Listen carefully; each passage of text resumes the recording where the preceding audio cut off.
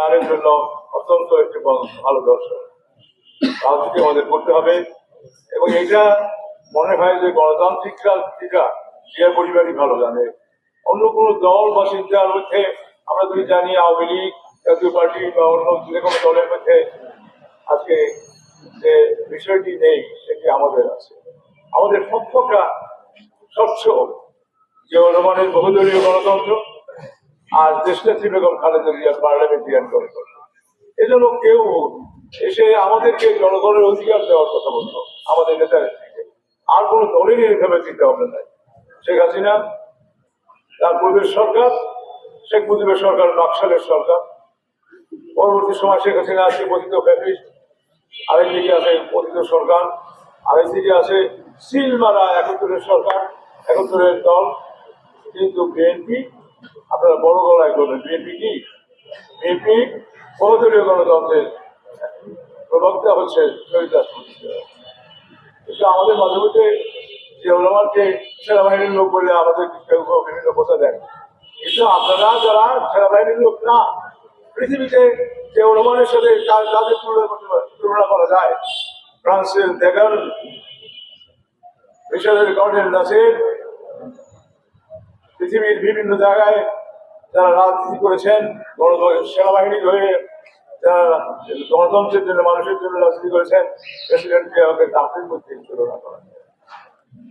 দেশনেত্রী বেগম খালেদা জিয়া আরেকটি বিষয় করেছেন, তিনি পার্লামেন্ট পদ্ধতি সরকার করেছেন। আমার মনে পড়ছে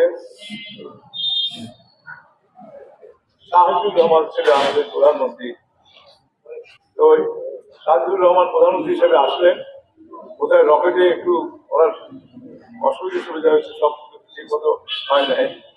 তো উনি আসার পরে ইউনুস খান সাহেব আমাদের শিক্ষা প্রতিমন্ত্রী ছিলেন, তিনি তাকে জিজ্ঞেস করলেন সাকারে, স্যার বিএনপি কি পার্টির সরকার না সরকারের পার্টি?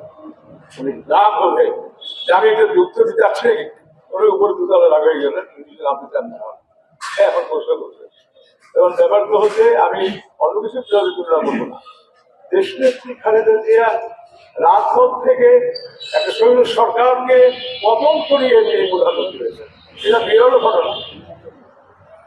আমাদের বিএনপি আল্লাহ প্রদত্ত ঘটনাগুলো আমরা দেখছি, জিয়াউর রহমানের আগমন, স্বাধীনতার ঘোষণা, পরবর্তী সময়ে দেশনেত্রী খালেদা জিয়ার পার্লামেন্টারি গণতন্ত্র এবং পরবর্তী দেশ শাসন, সবকিছু আমাদের এটার সাথে একটা জড়িত। আমরা বেশি জড়িত এরকম যে জিয়াউর রহমানের ক্যাবিনেট মিটিং সিদ্ধান্ত 1979 সালের 23শে নভেম্বর শুক্রবার দিন জিয়াউর রহমান ঢাকার বাইরে বিরল ক্যাবিনেট মিটিং করেন। সেই মিটিং এর গৃহীত বিষয়গুলো উত্তরাধিকার সরকারের দায়িত্ব হয়ে গেছে যে উত্তর বিষয় এগুলো করবে। দেশনেত্রী বেগম খালেদা জিয়া আমাদের মধ্যে সবচেয়ে বেশি খরচ করছে এই কারণে তিনি যে উন্নয়ন করে গেছেন সেটা আর কারো পক্ষে সম্ভব না। হয়তো ঈর্ষান্বিত হয়ে বরং পূর্ববর্তী সরকাররা কেউ এই ধারাবাহিকতা রক্ষা করেন। সেই দিকে ক্যাবিনেট মিটিং এর সিদ্ধান্ত ওই বরিশাল বিভাগ, বরিশাল বিশ্ববিদ্যালয়, Barishal city corporation, Barishal board, Barishal বিমানবন্দর, রেলওয়ে স্টেশন, মানে কত ধরনের প্রকৃতি সিদ্ধান্ত গৃহীত হয়েছে। সেটাই আমাদের সবচেয়ে বড় উন্নয়ন, বড় পাওয়া বরিশালবাসী। তো আজকে দেশনেত্রী বেগম খালেদা জিয়া নেই।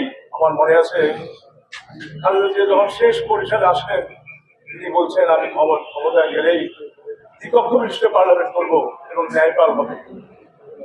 আমি জানি না খালেদা জিয়াকে এটা বলে গেছেন নাকি এখন আমাদের পার্লামেন্টের দ্বিকক্ষ বিশিষ্ট পার্লামেন্ট হচ্ছে। আমাদের তার অন্যান্য ডেভেলপমেন্ট গুলোর ধারাবাহিকতা গত সরকার করেন নাই। হিংসাত্মকভাবে খালেদা জিয়া বরিশাল বিভাগের উন্নয়ন করছে। এই জন্য আওয়ামী লীগ নেত্রী বরিশালে তাদের আত্মীয়স্বজন থাকলেও তারা কোনো উন্নয়নের ধারাবাহিকতা মানে নাই বা করেন নাই। আমরা দেখেছি যে খালেদা জিয়া আবারও ঈশ্বর সরকারের পতনের পরে, সরকারের পতনের পরে তিনি সংসদীয় গণতন্ত্রের চিন্তা ভাবনা করছেন। তার মধ্যে ভীষণ 20 একটি আলাদা বিষয় ছিল।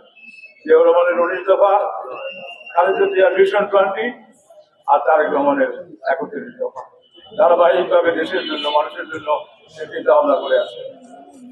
একটা আশ্চর্য বিষয়, যাদেরকে আমরা স্বাধীনতার যুদ্ধে কন্ট্রিবিউশন আছে বলে মনে করি, সেই দলটি ধ্বংসাল হয়ে গেছে, স্বৈরাচার হয়ে গেছে। আর কোথায় একজন সামরিক বাহিনী কর্তা যিনি স্বাধীনতার ঘোষণা দিয়েছেন, তিনি বহুদলীয় গণতন্ত্রের চিন্তা করতেন। কেউ রোমানের স্ত্রী হয়ে খালেদা জিয়া পার্লামেন্টের মধ্যে সরকার চিন্তা ভাবনা করতেন। এটি একটা আশ্চর্য বিষয়। এবং আজকে জনাব তারেক রহমানও আমরা জানি তার বাবা মা যে যার রাজনীতি করে গেছেন, তিনি রাজনীতির